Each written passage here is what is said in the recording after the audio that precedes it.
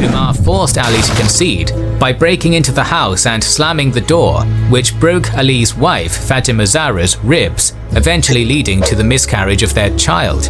Oh my gosh! Alright, Muslim Schism. I've been trying to figure out why Sunni and Arabs hate each other so much.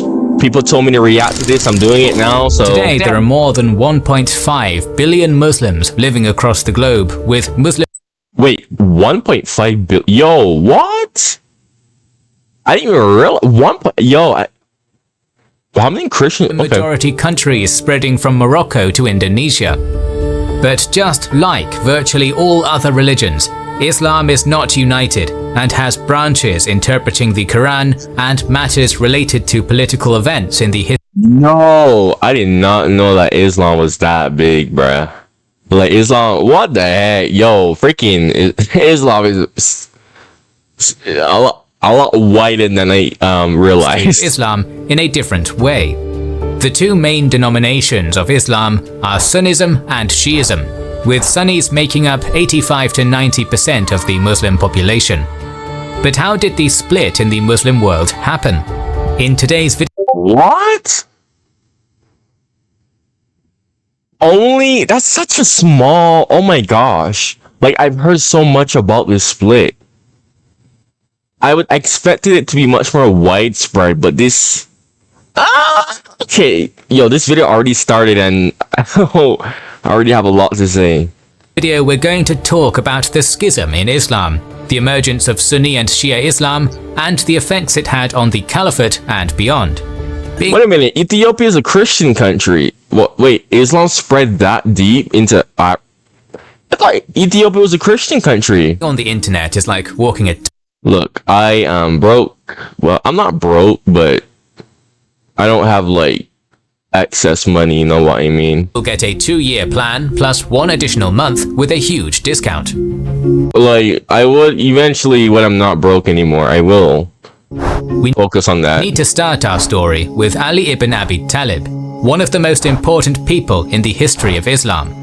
Ali was born in Mecca in the powerful Hashimi clan and was a cousin of the Muslim prophet Muhammad. They had a strong bond, as Ali's father had raised Muhammad when he became orphaned, and later Ali would live in Muhammad's household. When in 610 AD Muhammad proclaimed his prophethood, Ali was one of the first people to accept Islam and recognize Muhammad as the prophet. But Muhammad's proselytizing was not initially popular among the polytheistic Meccans, and he and the early Muslims had been oppressed. The rumors of a plot against Muhammad were spreading, forcing him to leave Mecca for Medina with the majority of his followers in 622, which was called Hijra, the migration, an event so momentous that the new Islamic calendar starts with that day. Initially, Ali stayed behind to return people the possessions they had entrusted upon the Prophet for safekeeping. But very soon he joined other Muslims in Medina, and in 623 married Muhammad's daughter Fatima Zahra, becoming one of the most trusted companions of Muhammad. Known in the Muslim community for wisdom and fairness, he earned the nickname Asad Allah, the Lion of God, for his military exploits and courage on the battlefield. By Yo, the Lion of God? What a badass nickname, man. Oh, the Lion of God. What the heck? 631. Yo, let me hold on. Freaking hell. Yo, Muslim history, bro. Low key, like, I guess this is because I've just been like, living in the West. But yo, Muslim history, a lot more interesting than I thought. I'm not gonna lie to you. Like, before, I used to sleep on Muslim history. I didn't really care too much about it, but I gotta give credit where credit is due. Muslim history is pretty top tier. The Lion of God for his military exploits and courage on the battlefield. By 631, the Islamic community, the Ummah, had been able to assert control over Mecca and large swaths of the Arabian Peninsula and was already a formidable force. But who was going to succeed aging Muhammad? And this is the root of the split in Islam. This is what I heard somewhat. But we'll let him talk more. As one would expect, Sunni and Shia sources offer different interpretations. On the way back from his last pilgrimage, Muhammad gave a sermon at the Ghadir Qum oasis, took Ali by his hand, and proclaimed that anyone who has me as his Mullah has Ali as his Mullah. Shia theology believes that in Ghadir Qum, the Prophet designated Ali as his successor by calling him Mullah, a polysemous Arabic word with several meanings, one of which is leader or master. Sunnis believe that the Ghadir Qum episode was merely a proclamation of affinity of the Prophet to his loyal companion and son-in-law, and interpret the word Mawla using its second definition, a friend. Another important episode in the succession dispute between the Sunni and Shia theologies is connected to the so-called pen and paper episode. This is considered a genuine hadith, as both Sunni and Shia theologians accept it, but interpret it differently. In Islam, a hadith is a story on the life of Muhammad with religious and legal messages for the Muslim community, and according to this one, a few days before his death, Muhammad asked his companions to bring him pen and paper so that he could write a statement in order to prevent the Ummah from going astray after his death. But one of Muhammad's closest companions, Umar, said, "The Prophet is seriously ill, and we have got Allah's book with us, and that is sufficient for us." This led to a loud dispute in the room in the presence of Muhammad, who got unhappy and called everyone to leave. It is still unclear what the Prophet wanted to write. Shias claim that he intended to designate Ali as his successor, but there's no way to determine this. According to Sunnis, the Prophet did not explicitly designate a successor and left it for the Islamic community to decide. Oh my gosh, dude. It's one of those situations where, oh my, and you know, this is what I'm not really saying much, because I'm trying to like process this info. I'm trying to like make sense of this info, but I don't even know. I don't even know like who's in the right here. The Sunnis or Shia?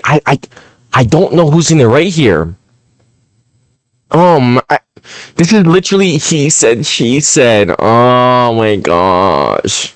I can't even decide like who's in the right or which one sounds more legit, man. I hate when this happens, when there's like different freaking versions of stories that happen throughout here. Oh my gosh. A successor and left it for the Islamic community to decide. There are other events which Sunnis and Shia base their claims on regarding the succession, but in short, following Muhammad's death in 632, the Ummah did not have a consensus on a new leader. While Ali took charge of the arrangements of the funeral, a meeting to decide the successor took place in Medina. Ali and two other prominent companions of the Prophet, Abu Bakr and Umar, were not present, and deliberations took place without them. In fact, the majority of those present were the Muslims residing in Medina, who welcomed Muhammad or were converted later, while very few of those who went on a hijrah from Mecca to Medina with Muhammad were there. Abu Bakr and Umar rushed to the meeting and took charge of the process in Ali's absence. The former was one of the first converts to Islam, Muhammad's father-in-law through his daughter Aisha. Deeply respected by modern Sunnis, he was very rich and contributed a lot to the cause of Islam and was arguably one of the main contenders for leadership. Umar was also... Oh my gosh. So when is the split gonna happen? I already see it starting with the whole like, because before I even like watched this video, I heard that there was like a dispute between who was supposed to succeed like Muhammad, right? And I didn't know much about that. All I knew was that there was some type of dispute, and that was it, right? But oh my gosh, dude. But I feel like someone is making up BS. But I don't know. Like I feel like someone made up some BS to try and freaking usurp power. You know, since Muhammad was dead. That's just my personal opinion. But that's the vibe that I'm getting from this so far. Let us continue, shall we? and contributed a lot to the cause of Islam and was arguably one of the main contenders for leadership. Umar was also a close companion of Muhammad, also his father-in-law through his daughter Hafsa, known for his zealous protection of the Prophet. He is known as a just, intelligent and wise person in the Sunni tradition. After a heated debate, Umar was able to persuade those present to choose Abu Bakr as the successor, the Caliph, a ruler of the Muslim Ummah. Ali was later presented with the fact of succession and, along with a number of other companions, initially refused to accept the decision as it was taken without him, while he was one of the strongest candidates. Umar embarked on the process of persuading or forcing the companions to offer fealty to Abu Bakr. He personally came to Ali's house to persuade him. The events which followed have been the subject of much dispute, as the Sunnis believe that Umar was able to peacefully persuade Ali to recognize Abu Bakr's caliphate. According to Shia sources, Umar forced Ali to concede by breaking into the house and slamming the door, which broke Ali's wife Fatima Zahra's ribs, eventually. Oh, what the heck? Oh my gosh, they wanted him that bad? Leading to the miscarriage of their child. Oh, what? No! By breaking into the house Hold on, did I hear that correctly? Hold on. To recognize Abu Bakr's caliphate. According to Shia sources, Umar forced Ali to concede by breaking into the house and slamming the door, which broke Ali's wife Fatima Zahra's ribs, eventually leading to the miscarriage of their child. Oh my gosh! Nah. No, what the? Yo. Okay, I'm speechless. I'm speechless. Himself was tied with a rope to force his allegiance. It is impossible to verify what really happened, but eventually Ali accepted Abu Bakr and his successor Umar as caliphs and retired from public life. He was often consulted in matters of state. Ali accepted the selection of Umar as caliph and even gave one of his daughters, Kulthum, to him in marriage. After the death of Umar in 644, Ali was considered for the position, but eventually another companion of Muhammad, Uthman of the Banu Umayyah clan, became the new caliph. Again, Ali recognized the new caliph, but very soon discontent in the caliphate grew. Again, the sources do not agree on the reasons, but many claimed that Uthman's nepotism and leniency towards tribal rivalries were the cause of the opposition against him. Rebels offered to support Ali as an alternative to Uthman, but Ali refused and even sent his sons, Hassan and Hussein, to protect Uthman's house, where eventually, despite all the protection, Uthman was assassinated by rebels from Egypt in 656. Finally, Ali's turn to become a caliph came, and he became. Oh my gosh. Bro, this guy was so docile. He's like, oh well, freaking.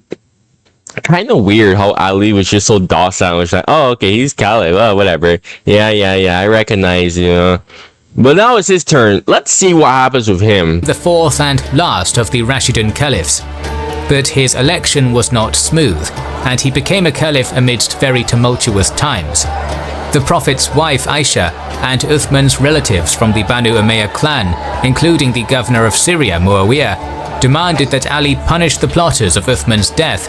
But since some of them were Ali's supporters, the new caliph rejected this, and soon the first Muslim civil war, called Fitna, started.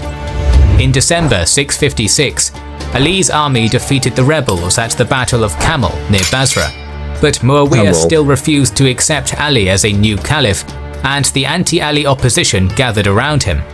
Ali was willing to not repeat Uthman's mistakes and carried out measures to centralize the caliphate and decrease the power of governors. The two men assembled their armies and confronted each other at Siffin on the Euphrates in 657.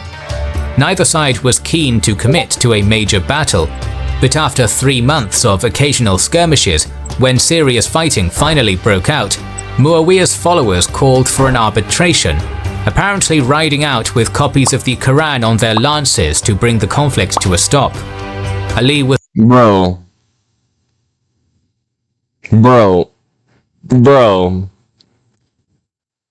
A lot of this stuff is like so exaggerated. No way they freaking came out with the Quran.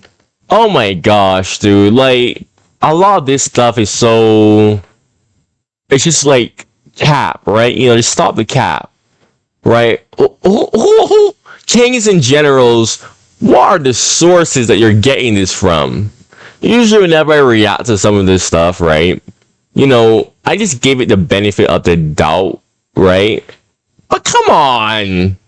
Come on. A lot of this stuff is like, who wrote this stuff, bruh?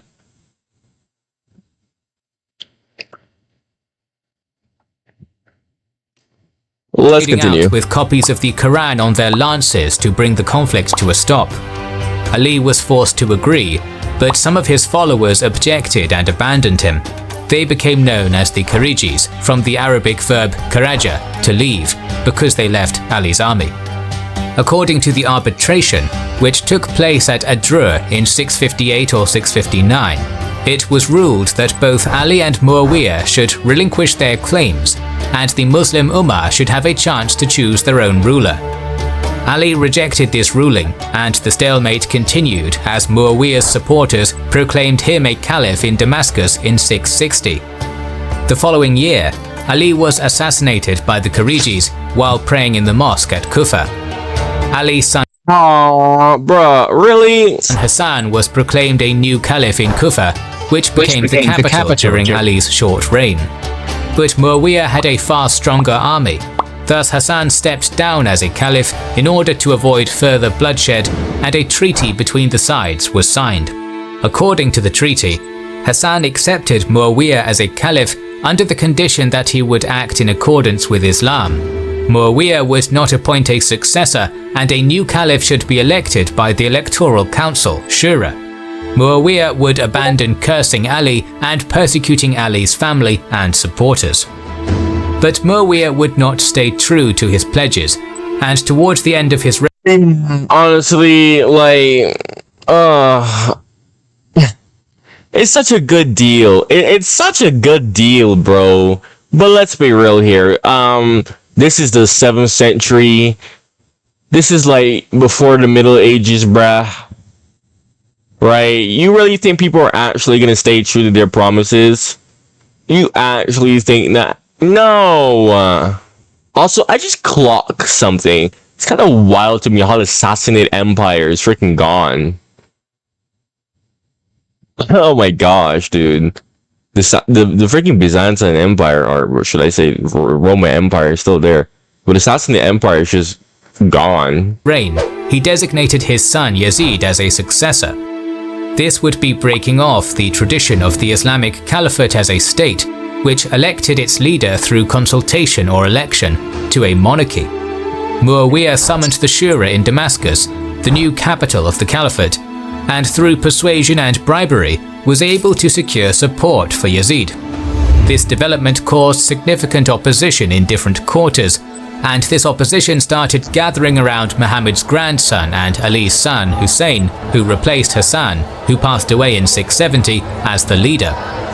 Despite the opposition, Muawiyah was able to secure the support of Mecca and Medina for Yazid. Ali's capital Kufa was the potential stronghold of the opposition, and the death of Muawiyah in 680 put events which would further divide the Islamic world into action. Following Muawiyah's death, Yazid became the new caliph and immediately demanded allegiance of Hussein.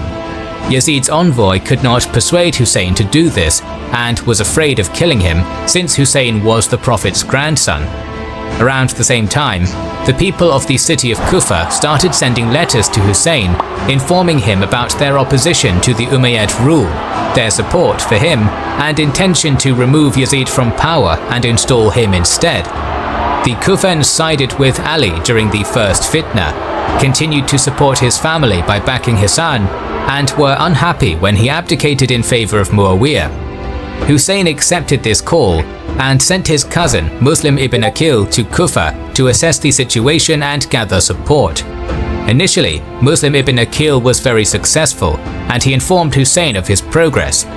Yazid was forced to change the governor of Kufa to defeat the opposition in the city, and the new governor succeeded in doing just that. Bro, there's so much information to take in, bro. Usually in my reactions, I have a lot to say, but guys, I am completely ignorant about this topic, right? I am completely ignorant about this topic, and this is just so much info that I'm trying to process in my head right now. Like, yeah, but based on what I'm getting so far, it seems like the Sunni and Shia split because there was a problem with succession. That's what I'm getting. I thought the Sunni and Shia split because they had different views on the way how Islam should be interpreted. Kind of like how, you had the Catholics and the Protestants, right? I thought it was similar to that, but it seems like there was just a succession issue after Muhammad died. With support dwindling, Muslim ibn Aqil decided to carry out a revolt before Hussein's arrival, but it was defeated. Hussein did not know about this, and in September of 680 started his journey towards Kufa with around 50 men and his family members. On the way, Hussein received information about the death of Muslim ibn Aqil and the defeat of the revolt in Kufa. He called on those who joined him on the way to leave, understanding the futility of his attempt to challenge Yazid. Very soon Yazid's forces confronted Hussein, and an envoy of Kufa's new governor told Hussein to come with him or turn back and go anywhere but Medina. Hussein refused and continued on his path with the envoy's forces accompanying him. On the 2nd of October, Hussein reached Karbala and set camp there. On the following day, Yazid sent an additional 4,000 men to confront Hussein. The Umayyad army had orders to prevent Hussein's men from accessing the Euphrates River in order to force them to concede due to lack of water. But 3 days later, Hussein's group was able to access water, creating a stalemate. For over a week, Yazid's officials had tried to persuade Hussein to accept his fate and pledge allegiance to Yazid, since they understood the consequences of attacking the Prophet's grandson. Ultimately, Attacking the Prophet's you're playing with fire.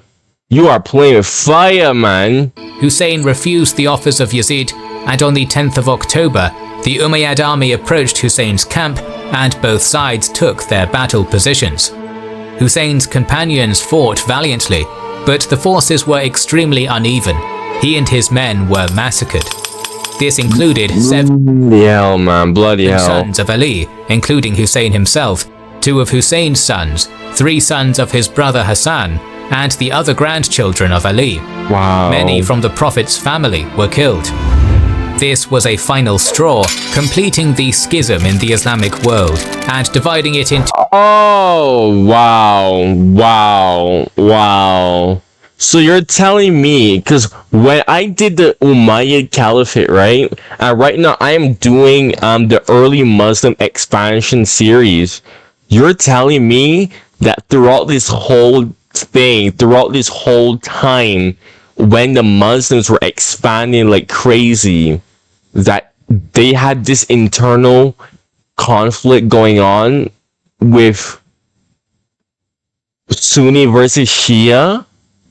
Like this was going on whilst they were expanding? Bro, if that was the case, I'm even shocked that they were...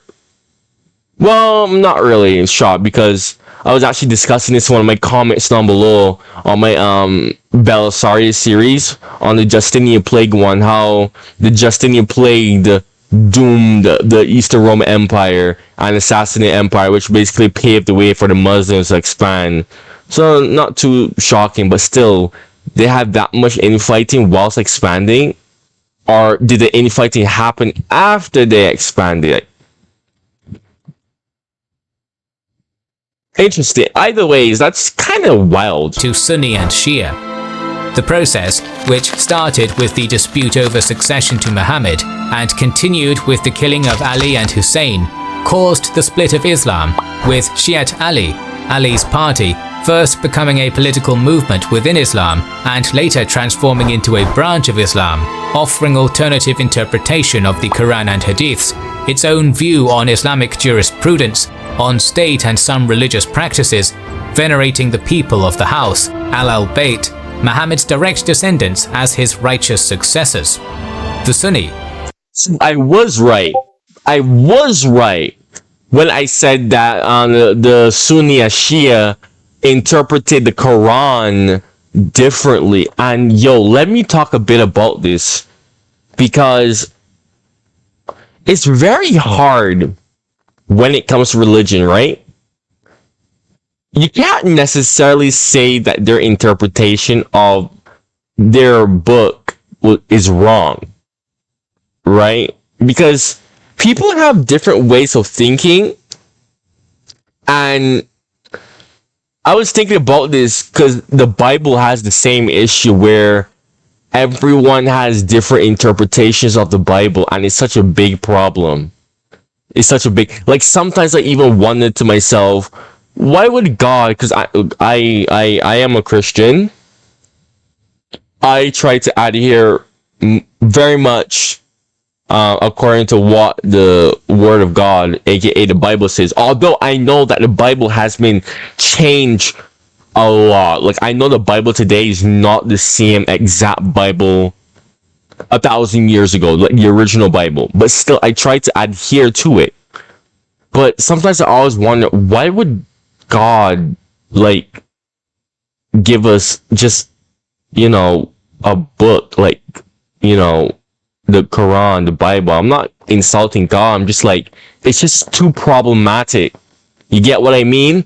It's like everyone is gonna have different interpretations, and when God finally reveals himself in the end, because that's gonna happen, and when we all get judged, how are we going to get judged based on that? Like, is he gonna just look at us and be like, hey, like, let's say, for example, right?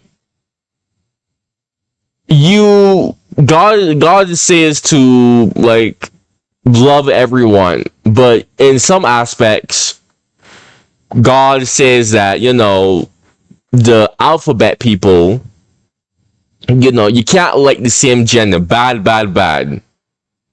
There are plenty of people who interpret that and they think to themselves, okay, God says that's bad, so we need to discriminate against, people who like the same gender. I don't want to say the word because I don't want YouTube thinking that I'm hating. I'm not. I'm just using an example. But God says that, you're supposed to love everyone. And I see the same people who like the same gender say, hey, but God says to love everyone, right? So, how is God going to judge us? Like, sometimes I genuinely wonder, like, hey, if we misinterpret something the wrong way, is that going to affect our chances in the afterlife of going into heaven? Guys, if you're a Christian, bro, I want you to think about that. Hell, if you're a Muslim, think about that. Because here, there's different interpretations of the Quran, which is basically like the Bible with extra steps, in my personal opinion. No, but seriously, if you're actually a religious person, I just want you to sit down and think, is the way how I interpret the word of God or Allah, is that going to affect my chances? Like, if I misinterpret something, will I not be able to get into, paradise, into the, like, heaven, right? Into the afterlife? Yo, like, that's something that's always been a burning question to me. And you want to know what the scary part about it is? You'll never know. We'll probably never know unless the Quran or Bible has something that basically explains, hey, if you misinterpret something but you still follow it, because this is how I think of it. Maybe God would understand that, okay, I see that you misinterpret something that I said, but you still followed it, thinking that that was what I said, so I'll excuse you. That's the best thing that I can think of when it comes to that, right? But I don't know, man. I don't know. Also known as the people of the Sunnah and the community, Al-Sunnah wa al-Jama, remained the majority in Islam, And although naturally there has been some transformation in Sunni Islam in comparison with early Islam, coming with new times and different interpretations of holy texts by Sunni scholars, the main distinctions between the two largest branches of Islam go back to the events we have described above. And while Sunni theology respects the Ahl al-Bayt as well, it rejects the premise that the Islamic Ummah should be ruled by the Ahl al-Bayt. The killing of Ali, the massacre of Hussein, his family members and companions, strengthened the sense of injustice against the Prophet's family among the Shia Muslims and turned martyrdom into one of its main pillars. Ali's martyrdom during the prayer, Hussein's martyrdom during the struggle against the perceived tyrant and usurper, turned into a powerful symbol of Shia Islam. The first month of the Muslim calendar, Muharram, is the annual period of mourning for the Shia Muslims, with the 10th of Muharram, known as Ashura, the day of the Battle of Karbala, becoming the peak day of mourning ceremonies. Millions of devoted Shias make the Arba'in pilgrimage on foot to the holy shrine of Imam Hussein in Karbala every year. The Shia defeat in the Battle of Karbala. Wow, I mean, yeah, dude. Honestly, yeah. That's I'm not even like Muslim, and the way how he got killed, even I felt that. So I can't even like say that's insane what they're doing or anything like that. I can't even, because wow, that like the way how he died was just wow. Did not stop the supporters of the Ahl al-Bayt from opposing the existing state of affairs in the Islamic world. Dissenters to the existing state of affairs in Islam would take up the flag of the party of Ali and challenge the rule of the Caliphate. Numerous powerful states and dynasties, such as the Fatimids, Buyyids, Nizaris, Safavids, and others, emerged throughout the Islamic world, armed with the powerful idea of Shia Islam. In our episode on the Hashashins, link to which is in the description and pinned comment, you can learn about some of the events that followed the Muslim Schism. And we're planning more episodes on the topic, so make sure you are subscribed and have pressed the bell button to see the next video in the series. Please consider liking, So this is a series. Interesting. commenting and sharing. It helps immensely. This is a series. I didn't even realize this is a playlist, bruh. Freaking hell. Maybe I might continue the series after I do the early Muslim expansion, right? Maybe. Yeah, I'll probably do that after the early Muslim expansion, because I'm trying to do this kind of in like a chronological order. Anyways, you made it all the way to the end of the video. Please, if you are new to the channel and you like what I have to say in my reactions, make sure that you subscribe, like the video. Guys, it takes 1 second. It keeps my videos on the YouTube algorithm. It tells YouTube that, hey, you people are enjoying my stuff, so YouTube can keep pushing my videos out to people. It really helps, you know, because I want traffic. You know, I gotta keep traffic on my channel, because, you know, when I do suggestions that you people want me to do, you know, I want other people to watch it. Like, there's no point in doing a suggested video that you want me to watch if no one else isn't going to watch it. You know, that's why I always emphasize, you know, like the video, please, please, please. It's not just me begging, you know, I just want that traffic on the channel so that other people can, and I do check my analytics. A lot of the times people do like watch my videos for quite long. It's just that a lot of people, like, my impressions on my channel isn't like a lot, right? You know, it's not a lot, right? But again, you know, just make sure you like the video. If you're new, subscribe. Thank you for watching, and goodbye.